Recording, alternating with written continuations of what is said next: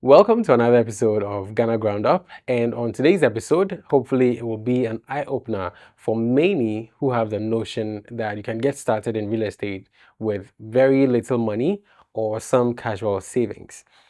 Now, let's get this right. Real estate is a very fantastic investment, and everyone should aspire to own some piece of real estate.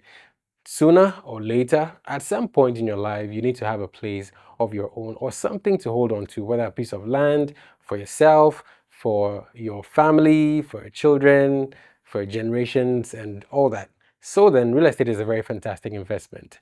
But then we need to understand that it's a very serious financial commitment and it's not something that you can go about casually. That brings us to the premise that real estate is very expensive, and this should inform your decisions moving forward. What do I mean? Very often, when people get served the price of a property, they just look at the property price in isolation without considering that there might be other expenses on the side outside of the cost of the property. The mistake I see people make is that they assume that the listing price of a property is all that they have to be concerned about. Look at it this way. Let's say you have a property going for 200,000 Ghana cedis, and that is the listing price the developer serves you. You may think that all you need is 200,000 Ghana cedis, and by the time you're done signing the papers, making payment, that property will be yours after you've disbursed 200,000 Ghana cedis. But then, far from that, there are other expenses that you need to look at, and all these things come together to sort of hike up the cost of the property that you were initially made aware of. And you need to be aware of all these things when you're dealing with real estate. But then let me not put the cart before the horse. Let's go in order so that by the time we're done, you will have a better appreciation of what I mean by saying that the price of the property is just one part of the story, and there are other parts of the story that you need to be aware of to make informed decisions. Beyond the price tag, let's get a deeper understanding of the real costs involved. For example, you need to consider the cost of legal services if you have a lawyer who is helping you with the property acquisition process. You also need the services of surveyors to help with valuing the property. And also, when you're going to do your due diligence, definitely you need the services of your surveyor and also the Lands Commission to help with ascertaining the validity of the documents on the land, the ownership of the land, and all that. Beyond the services of a lawyer and a surveyor and other service providers who may come in at different points in time, you also need to understand that once you own a property, there are taxes to be paid. So you need to factor in the cost of property taxes when you're acquiring a property. And beyond taxes, there are other forms of insurance that you need to sign up for. Beyond all the costs that I've mentioned so far, you need to also understand that to make the property you buy livable, sometimes there might be some need for some upgrades, maybe things are not exactly the way you want them to be. And this is all based on the assumption that you're buying a built property. And if you have to, let's say, build from scratch, that comes with its own issues and all that. You also need to factor in the cost of maintenance even after you've moved into the property.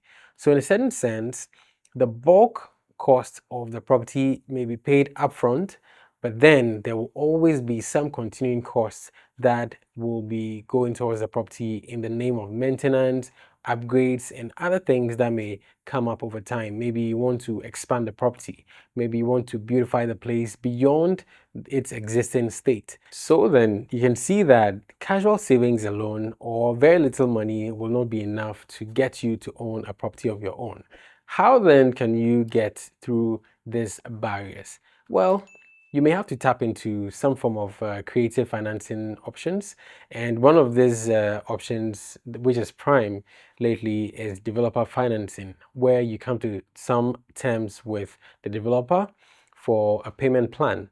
So you probably may end up paying, let's say, 20 to 30% of the total cost of the property, similar to when you're getting a mortgage, and then you can spread the rest of the payment over a number of years. You can get as little as maybe 1 year, 12 months, to normally up to about 5 years. Some people may do more than 5 years, but then it all depends on the arrangement and the deal structure you agree with the developer. Now, I also mentioned mortgages. The issue with mortgages in Ghana is that the rates are really high. If you're taking a Ghana CD denominated mortgage, you're looking at somewhere between 23 to 25%, and I won't be surprised if the rates go higher. For the rates coming down, well, I'm not too sure, because even if you're considering a dollarized mortgage, your rates are hovering around 12 to 13% anyway. And with the dollar rate just going high in comparison with a CD, it's not easy anywhere. So regardless of whether you're going for a dollar mortgage or a CD mortgage, there's a lot of costs involved there, and then you need to be aware of that. So if you're taking a mortgage, you need to also understand that beyond just coming up with the initial deposit of, let's say, 20 or 30% of the cost of the property, you need to qualify. And as I mentioned in previous episodes, the issue of qualifying for mortgages is a real hurdle to many Ghanaians because they are not able to make the kind of money required.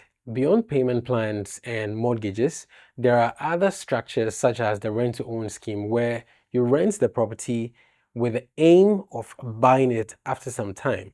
So then the amount of money you end up paying in rent goes to offset the cost of the property.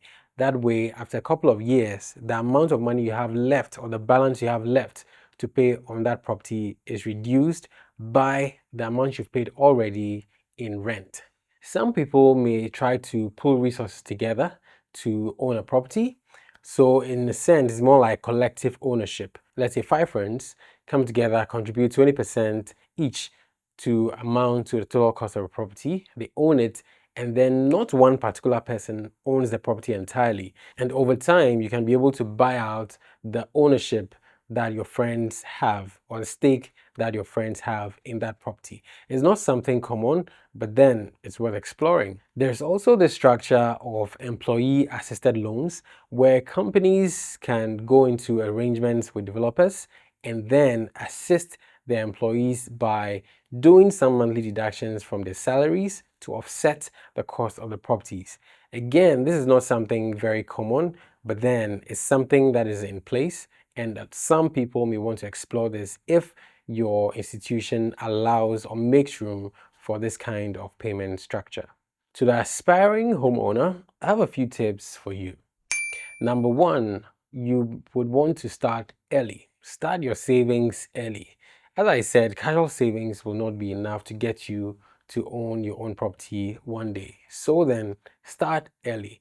For a lot of people, you are probably at an age where you feel by now I should have had a property of my own. And then the issue of starting early doesn't fit in or is not suitable for me anymore. I'm probably above 30, I'm above 40, and how long will I have to save to own a property? For you in this category, you may have to be strategic about how you go about pulling money together to own your property. And savings alone will not cut it for you anymore. So then you need to explore probably some financing options. Don't discount yourself in a sense that, let's say, your funds are not enough to own a property. Talk to your bankers. They may be able to come up with something creative that may be able to get you to own a property without too much stress or without waiting for so long as you've already done. I don't think all hope is lost, and regardless of how old you may be or how young you may be, there is always an approach that you can use to get into the property ownership game.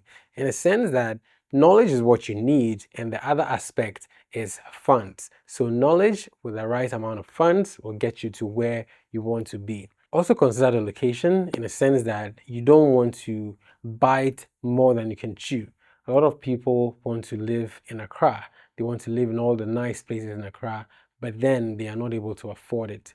Don't try to be like the Joneses. Just cut your coat according to your cloth. On the side, sometimes we end up thinking that because we are interested in acquiring a piece of property, we have to own it now. And we normally don't allocate a lot of time to actually get the process done. And we forget to plan for the long term.